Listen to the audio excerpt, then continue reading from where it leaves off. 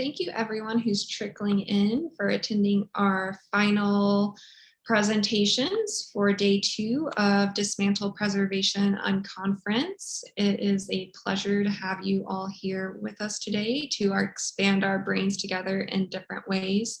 The goal of the Dismantle, Preservation, Unconference is really to elevate narratives that have historically been excluded from the preservation conversation, and also to amplify voices that you may not have traditionally heard at conferences, with this year having an emphasis of having presenters who are grassroots activists, emerging professionals, and there's a large number of current students as well. So thank you so much for being here. It is a free event thanks to the Alphawood Foundation, Eileen and Norman Tyler, and then also Museum Hack as well. We're going to start out with Kevon, and then we'll move on to Kelsey. After the lightning talks, we'll have a moderated Q&A. Feel free to throw your questions into the Q&A box or in the chat. Makes no difference to me. And if you want to express your feels on the internet, make sure to use hashtag Dismantle Preservation. So thanks so much, and Kevon, take it away.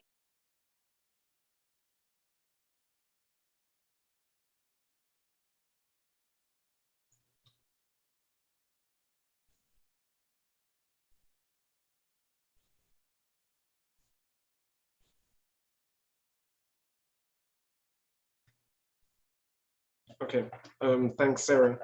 My name is Kevon Harding, and I'm an intern architect at Atkin Ocean Shade Architects in Santa Fe, New Mexico. The work that I'll be sharing this afternoon is I completed in my home country of Jamaica.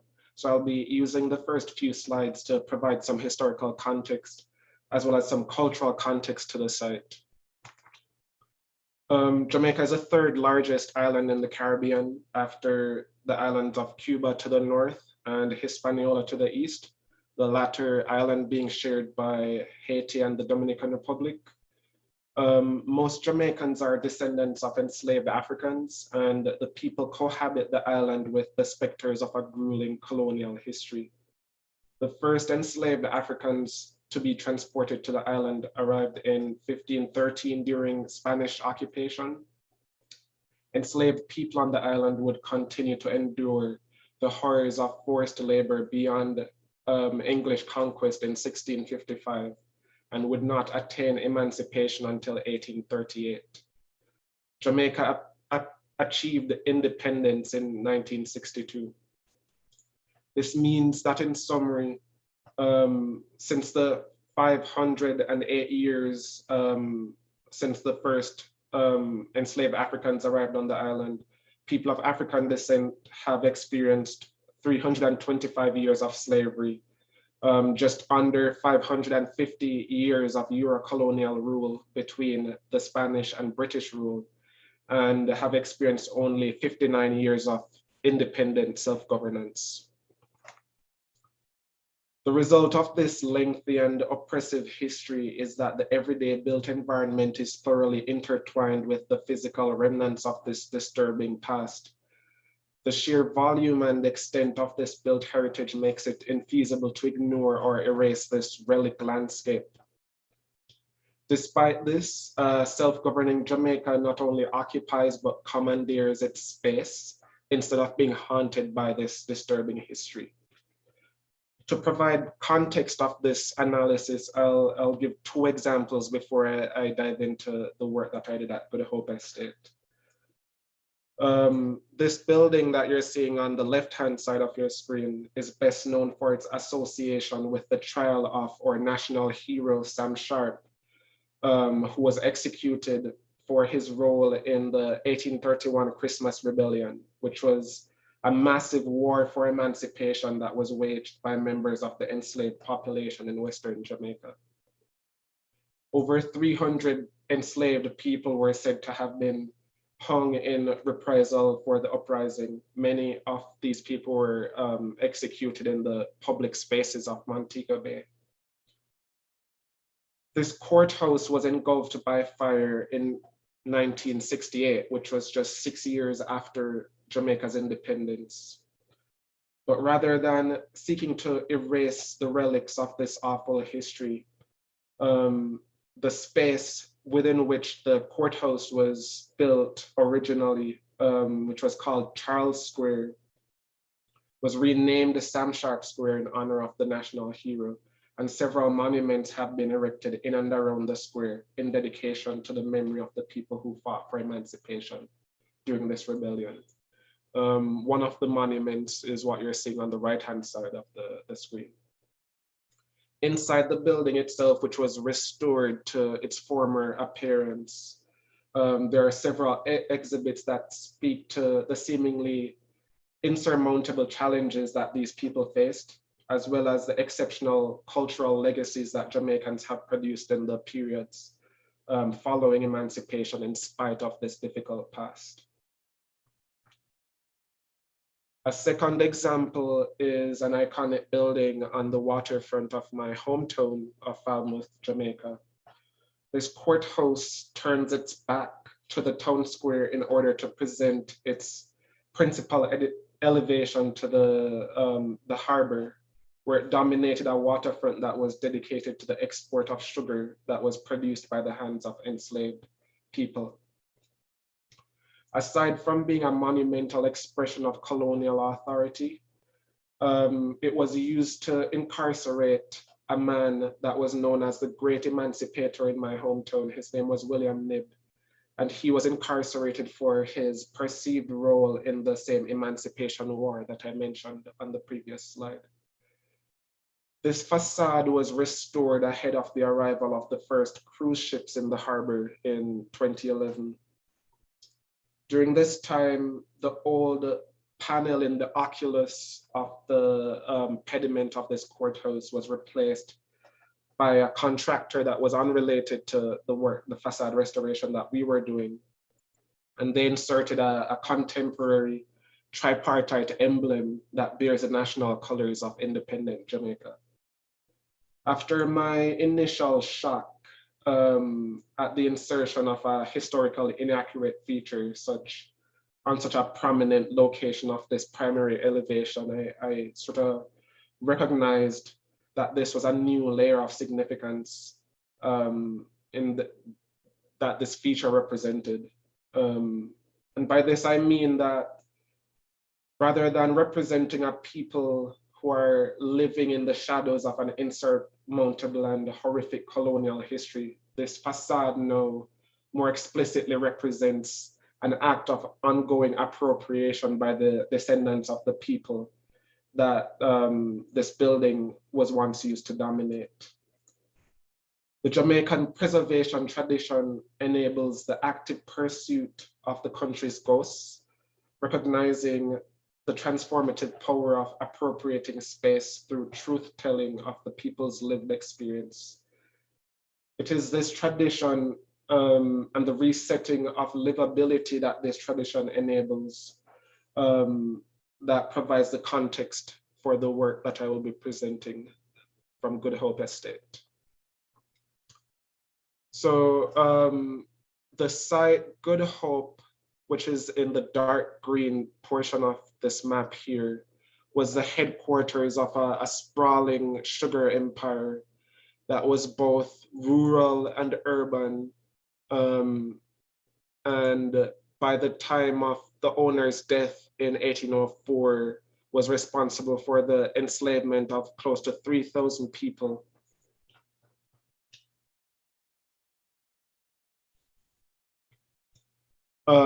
Remnants of this history at the site include the planter's house, which is what you're seeing here. It shows his understanding of the importance of climatically responsive design. It shows the scale of his ill-gotten wealth. And it overall gives you an impression of this man's personality. Historically, sites like Good Hope have been well known to utilize topography as a part of their domination strategy. And so the Great House was located on a hilltop here. The Overseer's house was also located on a hilltop overlooking the factory, which is what you're seeing on the foreground. And this is another view of the Great House on a hilltop here. And so it's providing access to breezes that provide cooling to the spaces, but it's also providing the owners a panoptic view of the landscape as a means of enforcing labor on their estates.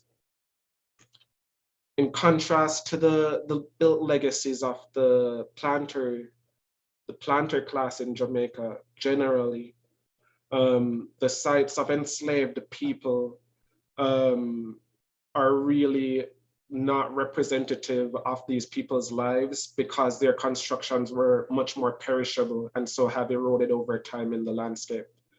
The image on the right shows what is left of the Good Hope village site, which is not very much that is visible above ground. We know where the village was because of this 1790s survey of Good Hope, which shows a sprawling village located at the foot of a hill, which was occupied by plantation employees, in this case, the doctor for the plantation and the overseer's houses to the left. In 2014, I had the opportunity to work with a team of archaeologists to produce a study of a section of the village site. And so each of these dots that you're seeing on the upper right-hand image represents an excavation unit that was meant to provide us with an understanding of the distribution of artifacts across that study area within the village site. What we were able to generate was this heat map that shows the distribution of artifacts, with the cooler colors representing higher concentrations of very small ceramics, and the warmer colors representing higher concentrations of large ceramic fragments. And the reason why this is significant is because we know that there's a history of people occupying swept yard spaces. And so whenever an artifact, whenever a piece of pottery would fall to the ground and shatter, for example, it would be swept away to the periphery. And so based on seeing where there's a high buildup of large fragments and where there's a high concentration of smaller fragments that were left behind by the brooms, we were able to determine what the yard spaces, what the boundaries of the yard spaces were. We were able to map foundations of building footprints as well as yard walls outside the yard spaces. And so my role involved sort of reconstructing this landscape for interpretive purposes. And so I generated a three-dimensional model that was georeferenced, that replicated the conditions and the topography of the site and placed the houses and the yard spaces that we were able to determine from the archaeology. We also mapped the locations of the various materials that we were finding, and we're starting to use this archaeological evidence to sort of reconstruct the materiality of the dwellings that once occupied the space. From this analysis, we were able to determine that a lot of the houses were enclosed with a nailable wall cladding, that there wasn't a common use of glazed windows, that the roofing materials were very perishable and did not leave an archaeological record. So we think these roofs were thatched, which we know was a common practice in villages of this kind in Jamaica at the time, the late 18th century. And so my next step involved studying historical images of other similar sites with similar material palettes to inform the way that I would then depict our findings at the site. So this is one example of 1820s pre-emancipation village somewhere in Jamaica that is unknown, but with a similar material palette to the findings of Good Hope. And so from that, I was able to start to reconstruct views of our study area. And this was my first reproduction, showing these houses occupying sort of shared yard spaces with walled cultivation areas. Enslaved people were required to produce their own food. And so a lot of this cultivation took place adjacent to their dwelling spaces. But my initial reaction to this image was that it was not intimate enough and did not show the humanity of the people who occupied this space. So my next set of images were focused on studying enslaved people and illustrations of enslaved people in an effort to inform the way that I would depict them in our reconstructive illustrations. This is an example of an artifact found at Good Hope and an example of a reference illustration of an enslaved woman using a similar artifact. And so these are the images that I sort of ended up producing, which were more meant to show these people as a resilient people who, in the small periods of time that they were allowed to themselves, were actually cultivating land and producing a surplus of crops that they would eventually sell on Sundays to generate an income. And several of these people were actually able to buy themselves out of slavery. This illustration shows the way in which the yard spaces might have been subdivided for outdoor living, showing areas for cooking as well as areas for socializing as separate from areas for cultivation. The views also attempted to show the overlap between these dwelling spaces and plantation occupations like farriering, which we found the evidence of in the archaeology. I also used the illustrations as an opportunity to explore the nature of kinship as expressed by these shared yard spaces with a central cooking area, but also sort of reinforcing the idea that these people were constantly under surveillance because of the elevated roadway that encircled the village.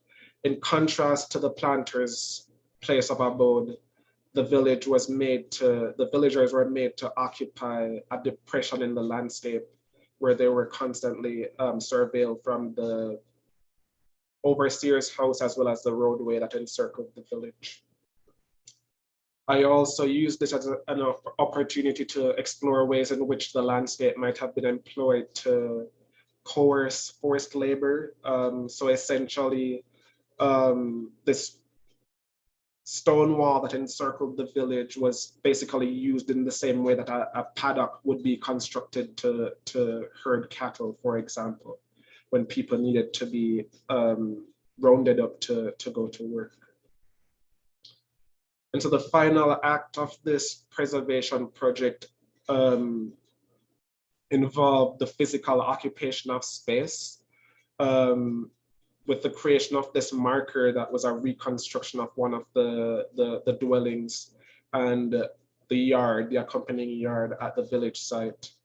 And we deliberately did not insert any overbearing interpretive material or any costume docents or anything like that, because we're trying to figure out slowly over time what the best means of further interpreting this space is.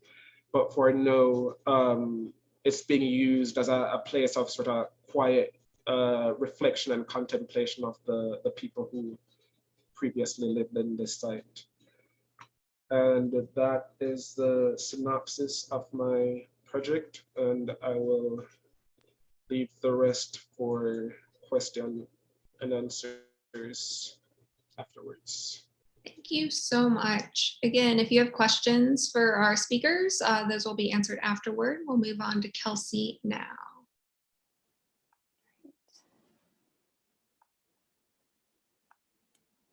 Okay.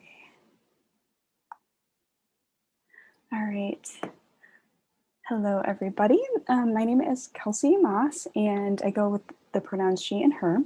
And I'm currently in Salt Lake City, so I just want to recognize before I dive into my topic that I'm on the traditional lands of the Shoshone, Paiute, Ute, and Gashute peoples. And the topic today, I'm going to be looking at Germany's difficult heritage interpretations. And for context, I spent the last 3.5 years, I just recently moved back to the United States, living and going to school in Germany for World Heritage Studies. So all the images are from me and my experiences living in Berlin. So just a few key terms that are helpful in understanding the conversation that I'll be having is that of difficult heritage, which might seem just like a general term, but it was coined by Sharon McDonald, and it's a term that is talking about heritage that's dissonant, it's contested, it's problematic, but it resides in places and countries and communities that now have a positive identity. A Denkmal, if you're not familiar with that term, is just simply German for a memorial or a monument. And collective Schuld, or collective guilt, is also a very common theme in Germany. And it's the idea of the collective guilt by the German people and the German state for perpetrating the Holocaust. So there are a lot of different types of memorials within Germany, and I will not be able to do justice to all the different ones that are there. But I want to just talk about some of the key themes that you see in these. And so if you've ever been to Europe, you may have seen these what look like little cobblestones. Some fun German for you. They're called Stumpelsteine, which literally means stumbling stones. And it was an artist project by Günther Demning, and they are throughout, again, Germany and Europe. But they act as reminders of those that were victims of National Socialism. It lists their name, where they were born, if they have where they were deported to, and if they know where they were murdered. And they're an interesting memorial because they're in the sidewalk, right? There's something you may walk over every day and notice, or you might walk over and not notice them. They might be on your doorstep and you see it every day as you go out, or you just might not be familiar with it. So they really blend into the built environment, but it is this idea of truth telling, of stating this person lived here, this person, these are the things that were done to them, and not being able to ignore it, and that this is the space. Here's another memorial, that's the Platform 17. This is also in Berlin at one of the train stations. And what might look on the left like just a nice park is actually this memorial. And so in 1998, the Deutsche Bahn, which is essentially the Amtrak of Germany, created this space. So it was an existing track. And from this track, it is one of the sites where thousands and thousands of Jews and undesirables were taken to concentration and extermination camps. And Deutsche Bahn, in, again, 1998, when they launched it, was trying to say that there needs to be some transparency and corporate responsibility, that without the cooperation of the German rail lines, the Holocaust would not have been possible. So this idea of showing some vulnerability and culpability for actions. And you might be wondering why it's, looking like a park, and the idea is that that there will never be a train that leaves this station again. So very important in this particular memorial. Here we have another memorial that's in the area of Moabit, which is actually the neighborhood I lived in. And I stumbled upon this one on accident. I was walking what I thought was down an alleyway to a shop, and as I was walking down, I just noticed the fabric and the area was just a lot different from the parking lots that were around me. And so there was interpretations on either side, and what I learned is you see this kind of squiggle of a line below, and from the left to the right, this was the path that about 30,000 Jews were forced to walk to the freight station in Moabit. And without realizing it, I had essentially walked about a quarter of their path. And the top part that was on the monument, it says, "All of this happened with the active participation of authorities and companies and in full view of local residents." And so here you just see this idea of discomfort, which is quite common within German memorials. This idea that, you can see yourself potentially in it. I saw myself in this narrative of, as I then walked to the shop, I obviously couldn't forget this. I was in a large open space that I then started to associate with a freight station, and wondered what it was like if I was one of those, scared individuals. But then, I could also see myself as, I'm a resident of Moabit. Would I have said anything? Would I have been one of those local residents that looked on? So really making people who interact with their memorials, potentially uncomfortable with the facts that they're hearing. Oops. There we go. And another thing I just wanted to talk about too is, with the idea of the Nankmal culture, the memorial culture, I often hear in the United States of how great Germany is at remembering, and that certainly is true. But it's important to know that there is often threats, violent threats to these monuments to very painful times and actions. And this is just one example of a memorial that's not too far from the previous one I just showed, where there are countless attacks that are happening. And again, these are the ones that I could find that were documented, and quite violent actions against this. And so while they are recognizing their uncomfortable past, there are constant threats to and ideologies that go against it. And the memorial culture has certainly shifted. It's remembering the Holocaust and will always remember the Holocaust, but it's also shifting to new uncomfortable and difficult heritage and histories of the nation and others. So these are just a few examples. On the left, we have the Statue of Peace, which is also in Moabit, where I lived. And this one is to represent sexual slavery specific to Korean women and girls, to the Japanese. And then in the middle, we see a sign, a small plaque for a man, Hussam Fadel Hussein, who was shot and killed by police in the same neighborhood. And then on the right here, we have the 2016 Christmas market attacks that happened in Berlin.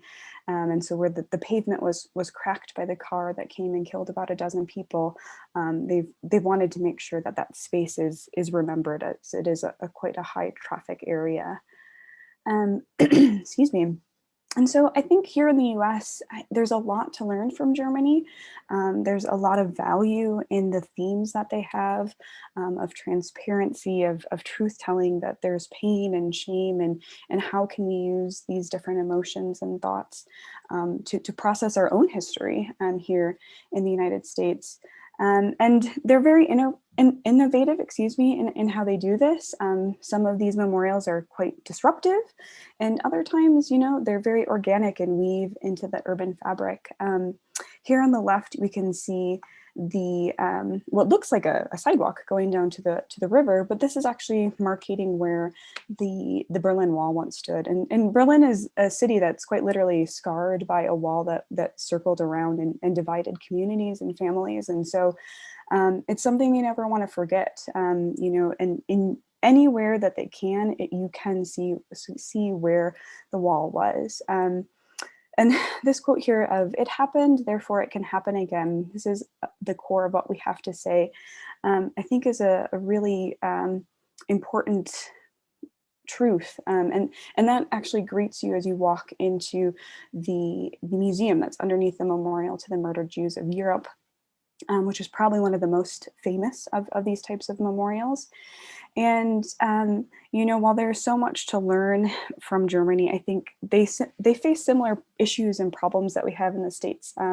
If you're not aware, Germany is just after the United States for the most immigration, and they've seen a rise of the far right. They have anti-immigration sentiment. There is anti-Semitism, there's racism. What memorials are there? There's a lot to the Holocaust, but we don't see too many to German colonialism. So there's a lot to think about of how can we take what has worked in Germany, but also be aware that it's not going to be a silver bullet that wipes our hands clean. But I do think it's an important tool that we can use to process some uncomfortable truths here in the US. And I think I've run out of time, so I'm going to stop sharing and open it up to questions. Thank you.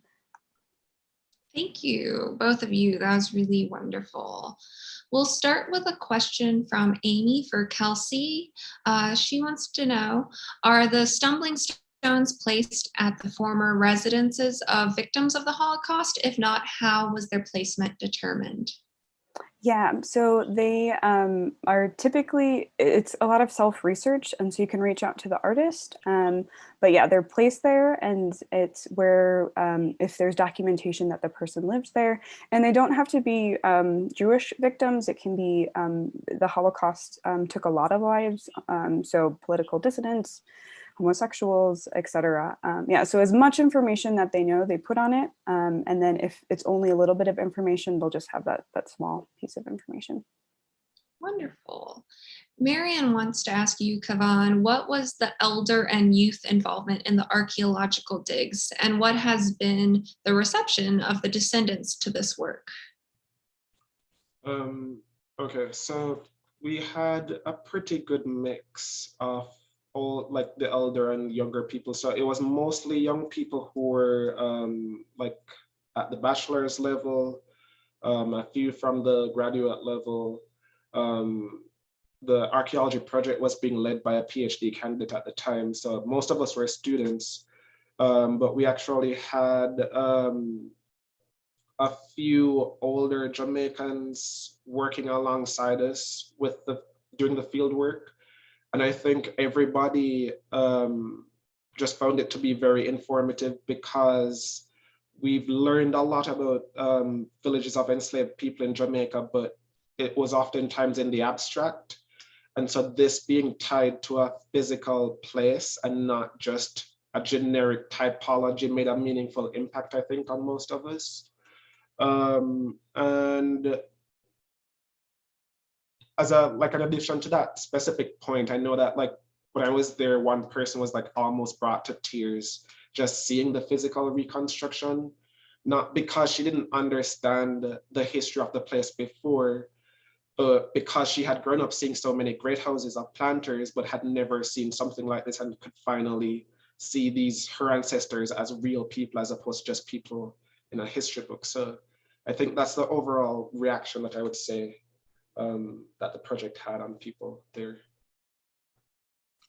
As a follow-up to that, we can look to some specific sites in Virginia that are coming to mind, like Montpelier, that have chosen to create ghost structures.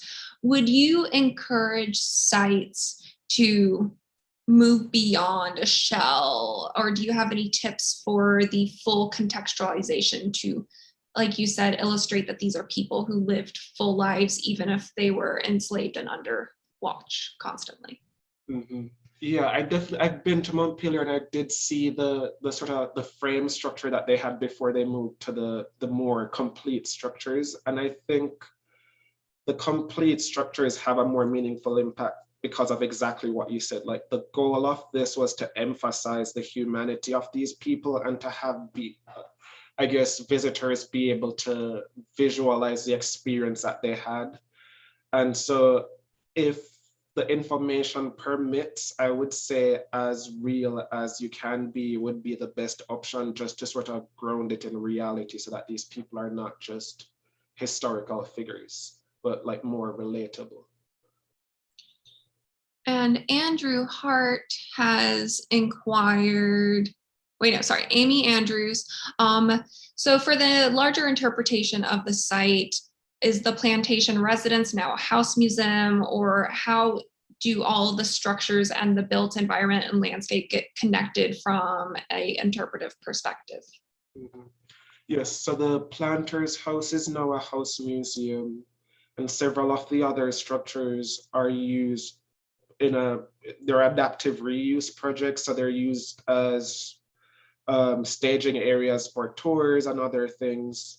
And so there's no sort of like in the reception area, when you arrive at the plantation, we have artifacts from the village in a display case, as well as the interpretive illustrations, so that people know that this village existed, but there's no sort of like guided route to the village site itself.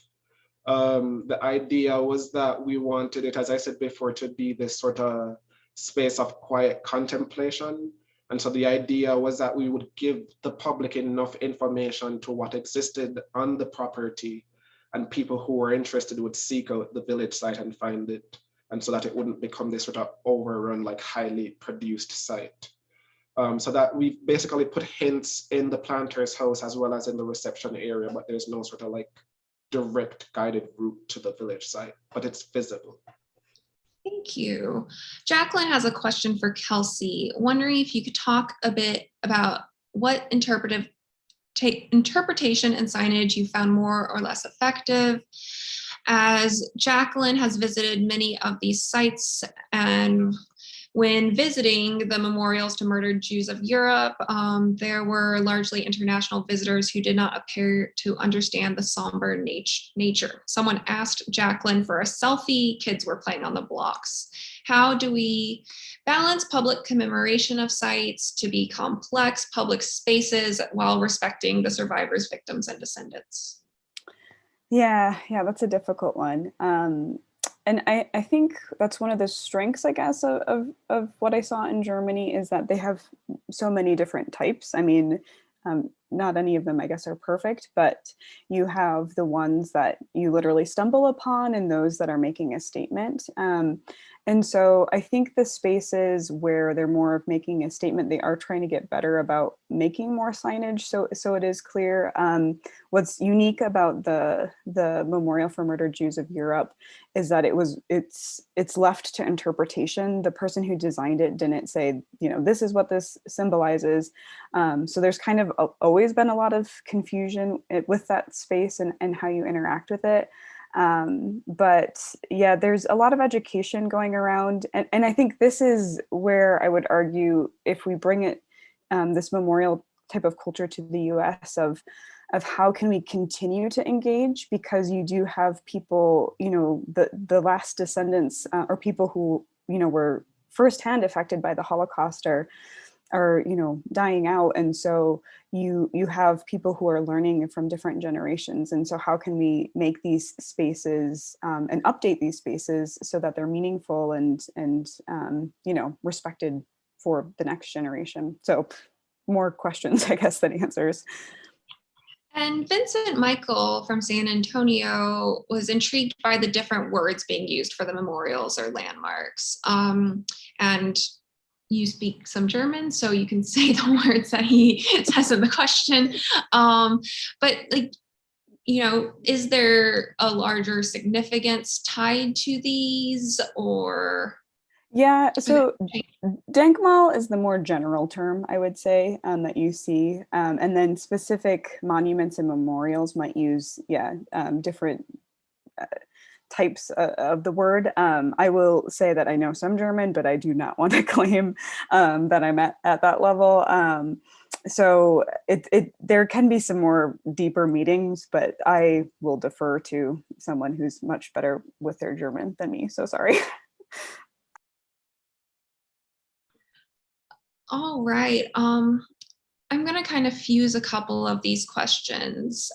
So from Andrew and Marion, they both are wondering, based on your research work and representation, how it's shifted and changed from the traditional preservation approach. But I'd like to fuse that with Marion's question of, how would you both choose to potentially create a site of remembrance or memorialize some contested history, as you've seen clearly difficult histories? We're at a breaking point where we have to figure out how to interpret them as preservationist. So, have you been musing over the past year, with your international perspectives, any ideas for what we can do, whether it's specific sites or something more general? In general, I would say I've not arrived at any solutions in my mind. It's something that I've thought about a lot, but one of the key conclusions that I've drawn, I think, is that the work that preservationists do in Jamaica isn't necessarily directly transferable to the US context, for example. I think the work in Jamaica is successful because those spaces have been deactivated in a sense. They're not being actively used as a means of intimidation by any aspect of the population, which I think is what I hear as being the issue when I listen to African Americans here, for example. But Jamaica is so different because most of the population, close to 90%, is of African descent. And so there's this broad consensus of how to deal with this sort of memory. And I don't think it's necessarily directly transferable to here because there is this sort of live component that still exists to the trauma of these places. Kelsey? Yeah, yeah, it's difficult. And I guess I would say, I also saw this question that came in, and I think is a good point too of Germans' perspectives on like Confederate monuments and controversies. And you know, there's similarities, but as Kafan mentioned, that you know, there's very different contexts. And in the German context, when people are always like, "Oh my gosh, Germany is so with it and did it," I always like to point out that they lost a big war, and so they were forced to reckon with their past in a way that, you know, the United States hasn't necessarily had to, and they're they recognize very specific difficult parts of their past. Germany has a huge colonial legacy that is hardly touched on, and there was a genocide within what's modern day, Namibia that, you know, helped set up the Holocaust, yet that's not talked about. So I think we can, you know, I just think we need to pick and choose, you know, what we think works and resonates, and you know, learn from other places' mistakes and victories, and really run with it. I guess from the U.S. perspective, I think it's quite, and I do not want to disparage because there is a lot of amazing work going on. But to get into the collective mind, you know, we just need to be trying a little bit of everything because things are going to work. Different communities have such different experiences. And so moving forward, even if it's smaller steps, is better than, you know, just standing still. So I guess that would be my thoughts. And it's not a question, but I appreciate it. Martha says, bravo, really important work by both of you. And technically we went over time, but I think it's worth it for this meaningful conversation. And you've both given us ample food for thought to consider. And I think what both of you really reinforced is that when we are telling stories, whether it's stumbling blocks or interpretation at a site, what our goal is to make people pause and think about the full picture instead of, for example, Confederate monuments, which are referenced in the chat, you know, those make us think of a specific individual. There's a lack of context. So context is really key. Do either of you have some closing thoughts before we end for the evening? I just say, you know, read, get out there. The thing that I love about German memorials is that they make you do some digging. And so just, yeah, take a moment to stumble upon something in your own community and learn more about it. And, you know, maybe try and make a little memorial for it if that makes sense. So get out there. Yeah, I think the main point for me is like in preservation work generally. When I was introduced to preservation originally, I was sort of taught to look at objects and the significance of objects. And over time, my interest grew to sort of the interpretation of the lives of the people who shaped those objects. And so, like, I guess primarily it should be people first and objects second, is my strategy. And I think that is something that more people need to think about in this field. I think we should all get that on a t-shirt or tattooed on ourselves. Could not agree more. So thank you both for closing out the second day of Dismantle Preservation. There are 18 presentations left for this week. Really excited for conversations on affordable housing. We'll have more discussions on how to research and interpret historically excluded narratives. We will be talking about cats on brutalist buildings. We'll be talking about a whole range of aspects of preservation. And I hope everybody will continue to tune in to this free event. And of course, throughout the event, a number of nonprofits are being referenced who are doing wonderful work. And I hope that all of you will consider supporting them in whatever way you can, whether it's following them on social media or giving a donation if you're able.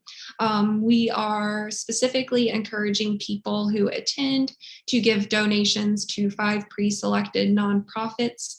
You can give to one, you can give to all, but of course, follow them all on social media and sign up for their newsletters. These nonprofits are doing work that connects to presentations like what Kelsey and Kavan said, you know, Latinos and heritage conservation, Asian and Pacific Islanders and historic preservation.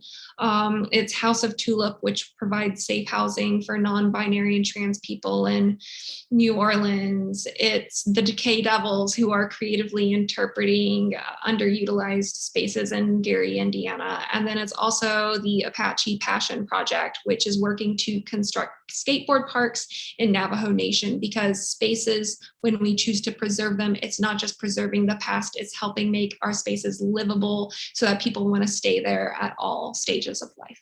So thank you everyone for attending, and have a great Tuesday.